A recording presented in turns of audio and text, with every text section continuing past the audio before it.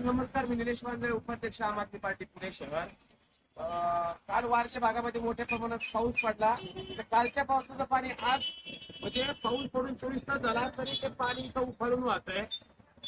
गणपती माता ते वारची चौक या ठिकाणी ड्रेनेज लाईन पावसाळी लाईन टाकण्यासाठी बऱ्याच वेळा पाठपुरावा केला, बऱ्याच वेळा निवेदन दिलं, तरी सुद्धा महानगरपालिका यासाठी निधी का देत नाही, काम का करत नाही, खरं तर समजत नाहीये मला. नाही तिथं काही रस्ते डबल एका वर्षात 2 वेळा 3 वेळा करते, तिथं अनावश्यक निधी वापरला जातो आणि तो गरजेच्या ठिकाणी निधी वापरायला पाहिजे, तिथं महानगरपालिका निधी वापरत नाही का? हा मोठा प्रश्न आहे. वारचेकरांनी महानगरपालिकेचं काहीतरी भांडण आहे का अशी तू पाहुणा महानगरपालिका वारचेकरांच्या बाबत ठेवते. 34च्या मुलाखत महानगरपालिका वारचेकरांबाबत का वागते याचं उत्तर महानगरपालिकेने द्यायला